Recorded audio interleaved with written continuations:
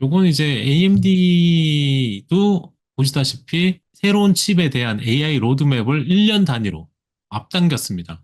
그러니까 엔비디아처럼 그 당겼죠. 24년, 25년, 26년 이런 식으로 앞당긴다고 이제 그 야후 파이낸스에 나와가지고 인터뷰를 했는데 제가 그냥 본 거는 이분의 그 27년까지의 AI 칩 마켓 그 시장에 대한 가치가 여전히 4천억 달러를 이야기하더라고요. 저는 이걸 체크해서 그냥 이분 나와서 뭐 하다 말하는 거 보면 이거에 대한 뷰가 바뀌냐 안 바뀌냐 이걸 좀 보는데 여전히 4천억 달러를 이야기하는 거 보니까 뭔가 뷰는 바뀌지 않는 것 같고요.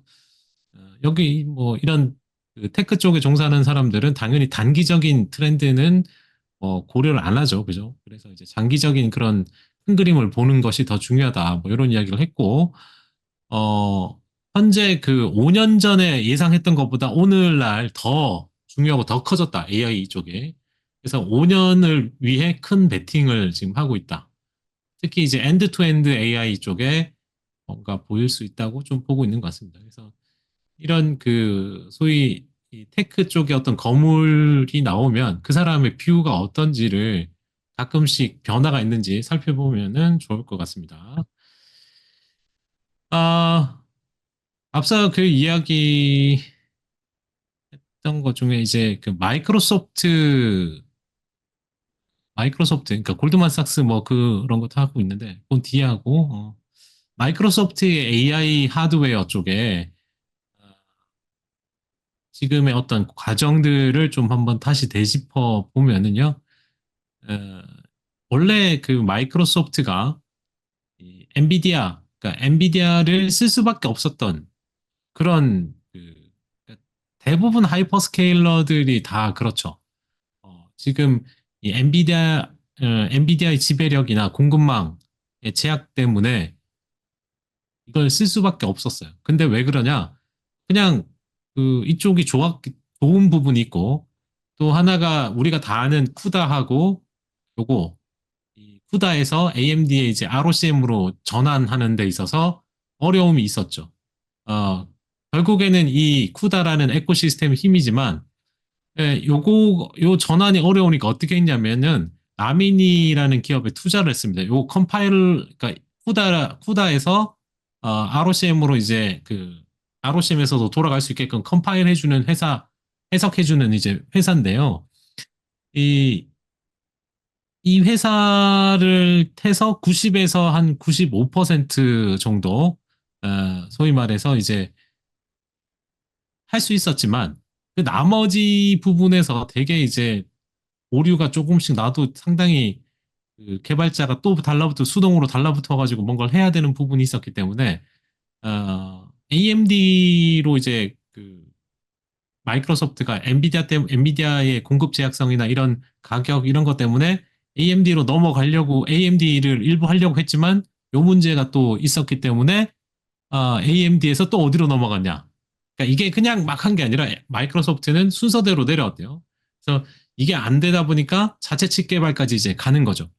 그래서 그 특히 AMD 같은 경우 MI300X 칩이 초기에 이것도 이제 메모리나 발열 문제 때문에 배포 속도가 안 나와가지고요. 그래서 자체 칩으로 이제 넘어가는 그런 흐름으로 이제 넘어갔다는 거죠. 그 최근 이 아테나가 예상보다 자기들이 봤을 때 이제 성능도 뛰어나고 그러다 보니까 이제 나름 대안이 될 수 있다고 이제 보는 것 같은데 좀 더 보긴 해야 됩니다. 이제 뭐 아직 자기들 쓰는 것도 아직 안 됐으니까 그렇게 배우면 되고요. 그리고 이제 마이크로소프트는 오픈 AI 또 투자를 해놓은 상태잖아요. 근데 이 오픈 AI도 지금 보시면은, 이 미들웨어 스트래티지라고 해가지고, 미들웨어 전략인데, 이게 트라이덴트라고 하는, 구형 클라이언트 서버 프로그래밍 그 모델을 사용해가지고요. 이 구축된 건데, 모든 고객이 엔비디아 칩을 사용하는 것이 아니기 때문에 이런 그 미들웨어라는 걸 개발했대요. 그래서 에, 이 하드웨어에 구애받지 않게끔 해서 배포를 할 수 있는. 그러니까 지금 다들 뭐 엔비디아에서 어떤 약간의 종속된 느낌에서 이제 벗어나기 위해서 엄청난 노력을 다들 하고는 있다. 근데 아직까지 뭐 가시적으로 막 그런 건 아니지만 지금 그렇게 하고 있다는 거를 좀 말하는 거고요. 이 트라이던트는 AI 가속기하고 GPU를 관리하는 부분에 있어서 이 추상화 계층의 이제 역할을 합니다. 뭐 그런 걸 하는 거고요. 또 하나는 그 경쟁자, 소위 말해서 최근에 이 그록, X죠. X.AI의 그록이죠. 이쪽이 추론 워크로드 쪽에서는 이제 좀 많이 잘 되고 있나 봐요. 그래서 이게 경쟁자로 부상하지 않을까 하는 이야기가 나오기 시작하고요. 어, 또 하나는 모든 그 AI 작업에 이제 세부적으로 산업별로 이렇게 들어가게 되면 전문화된 AI 작업 있잖아요. 각 그, 각 기업이 뭐 가지고 있는 고유 데이터를 사용해서 뭔가 AI 작업을 하려면은 에, 상당히 이제 작은 거기에만 있는 데이터다 보니까 에, 뭐 모델도 작은 거 써가지고 갈 수가 있는 거죠. 그래서 엔비디아 의존도가 향후에 갈수록 이렇게 시장이 다변화되면 될수록 줄어들지 않을까 뭐 이런 이야기를 하고 있습니다.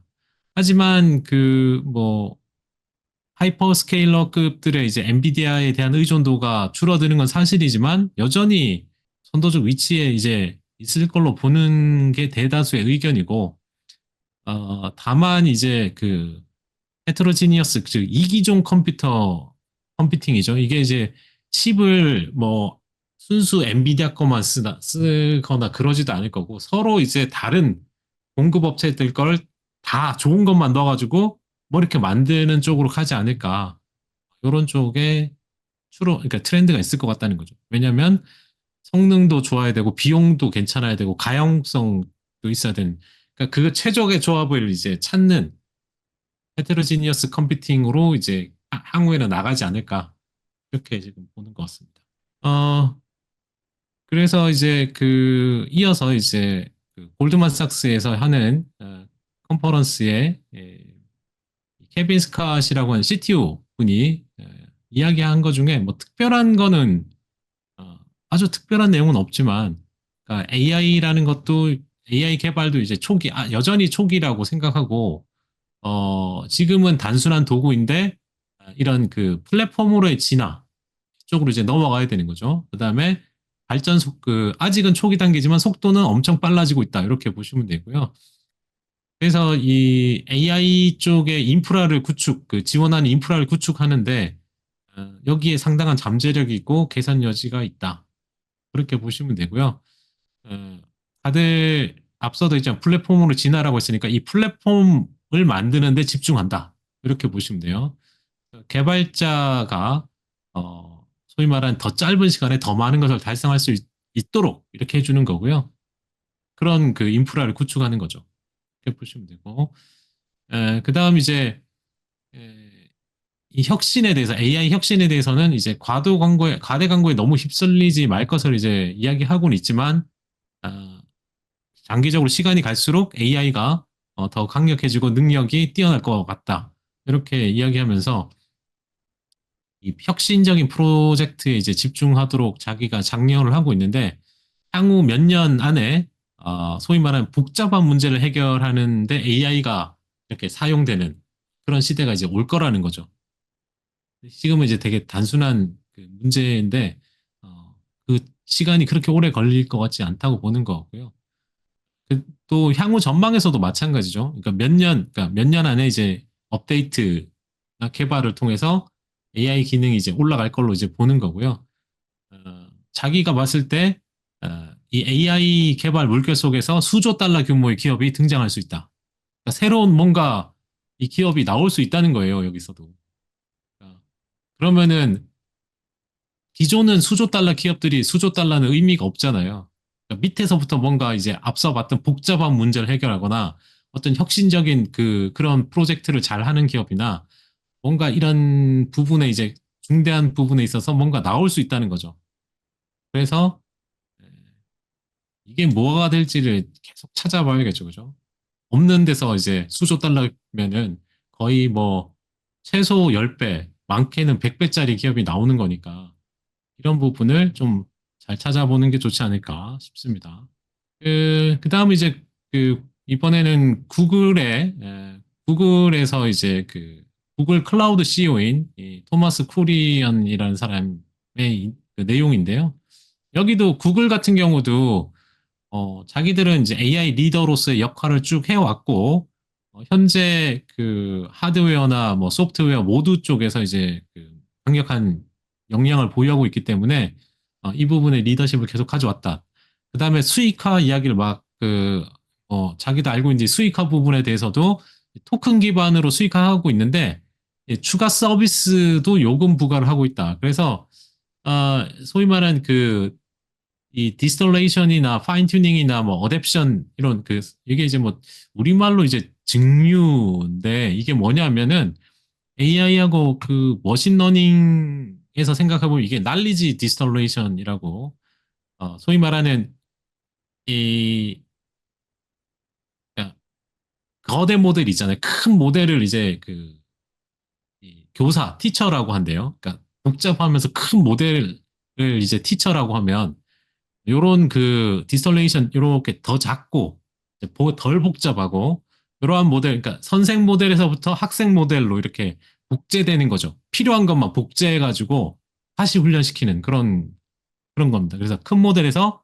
작은 모델로 이제 지식을 이렇게 이전시켜가지고 그 작은 모델이 효과적으로 계산하고 이제 메모리 측면에서도 더 효율적으로 쓸 수 있게끔 하는 그런 서비스를 하는데 거기에도 이제 요금 수익화를 할 수 있다는 부분이 있는 거죠.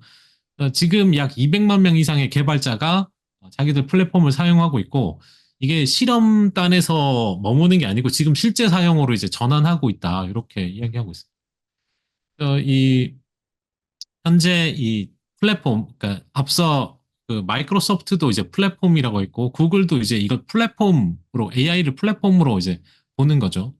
어, 그러다 보니까 이게 작업도 이제 플랫폼 내에서 복잡한 작업 처리하고 운영 효율성을 높이면서 빠르게 채택될 수 있게끔 한다 그랬는데 구글의 대표적인 분석 플랫폼이 비퀄인데 여기서도 상당한 성장을 하고 있다고 이야기하고 있고요. 그다음에 이 플랫폼 내에서 새로운 애플리케이션이 계속 나와야 되는 거잖아요. 그래서 음성이나 텍스트, 이미지 기능을 통합시키는 이런 쪽으로 이제 가게 되면 고객 경험이 더 이제 향상되는 그런 쪽으로 하려고 한다라고 하고 있고, 다들 차별화로 이제 멀티 채널이랑 멀티 모달을 이야기하고 있는데, 구글도 이제 그 이야기를 하게 되고요. 클라우드다 보니까 고객한테 가치를 제공해야 되니까 이런 부분을 하려고 하는 거고, 많은 AI 비즈니스를 하는 데 있어서 핵심 동력으로서 작용을 하면서 대부분, 그러니까 더 많은 기업이 클라우드를 이전하는데 구글 클라우드로 되는 부분이 많기 때문에 그게 증가하고 있으니까 성장할 수 있다. 뭐 이런 이야기를 그다음 어제 제가 이제 일론 머스크가 나온 걸 했는데 오늘은 구글의 창업자 세르게이 브린 나와서 AI에 대한 이야기죠. 대규모 컴퓨팅 리소스가 필요하다. 그 이야기를 하면서 현재 AI에는 상당한 양의 연산 능력, 즉 컴퓨팅이 필요한데 이게 지금 컴퓨팅 인프라를 빠르게 구글도 이제 구축을 하고 있는데 대량의 TPU 있잖아요. 구글이 쓰는 TPU나 아니면 GPU든 지금 수요가 너무 높은 수요가 있어서 이걸 충족할 수 없는 현 상황이래요. 구글도 그 정도라는 거죠. 그러니까 그래서 심지어 이제 이 자체 모델, 그러니까 지금 수요 이야기 밑에 충족이 안 되는 거 이야기 먼저 하자면 자기 자체 모델을 학습하기 위해서 내부적으로도 이제 필요한 컴퓨팅 용량이 있잖아요. 이게 부족해가지고 그러니까 일부 고객이 써야 할 것도 이제 거절하면서까지도 할 정도로 지금 이게 부족하다는 겁니다. 이게 너무. 그러니까 투자를 더 해야 돼, 더 만들어내야 되잖아요. 그죠? 클라우드 네. 회사니까, 고객이 쓸 수 있게끔 해야 되는데 자체도 쓸 만큼도 부족하니까 이런 상황이다. 그 다음에, 그래서 이제 이 컴퓨터 요구사항이 계속 추세로 보면 계속 커질 수밖에 없는 상황이긴 한데, 근데 이게 지금, 어, 어제도 그랬지만 선형적으로 계속 커지는 그렇게 되면 엄청난 이 소위 말하는 큰 용량의 이 전력을 사용하는 그런 걸로 갈 거라고 생각하는 자기는 이러한 수준에 대해서는 좀 회의적이다. 그래서 일정 알고리즘 개선을 통해서도 조금 이제 해결이 될 수 있다고 좀 보는 것 같아요. 여기 이제 워낙 이제 소프트웨어에 좀 특화된 사람이잖아요, 이분은. 그래서 이제 이쪽으로 좀 이야기를 좀 하고 있는 것 같고요. 그다음에 다만 이 빠른 속도로 컴퓨터 용량을 구축해야 할 필요성은 인정을 하지만 너무 이제 과대하게 하는 거에 대해서는 좀 주의가 필요하다. 뭐 이런 정도고요. 그다음에 이제 이 AI 추론에 대한 그 사이트에 대해서 한계가 없다. 어, 그런 이야기를 하고 있습니다. 그래서 이게 왜 그러냐? AI 모델에서 추론을 실행하면은 새로운 애플리케이션에 이제 적용하는 그 부분에 있어서 이게 제한이 없는 걸로 이렇게 보고 있는 거죠. 이게 나중에 되면 추론 부분에 있어서는 정말 무궁무진하게 어마어마하게 쓸 곳이 많다고 보여지면 될 것 같고요. 그다음에 이렇게 향후에 대한 이야기를 물었을 때 현재 기술 기반으로 봤을 때는 5년 후도 상상하기가 어렵다. 상황을 예측하기가 어렵다고 이야기합니다. 왜냐하면 그 사이에 그 기술이라는 게 갑자기 이렇게 뭔가 발전이 일어날 수도 있고 혁신이라는 게 이제 일어날 수 있기 때문에 그만큼 이제 5년 후를 예측하는 것도 이제 지금 어려울 정도로 빨리 발전하고 있다고 이야기하고 있습니다.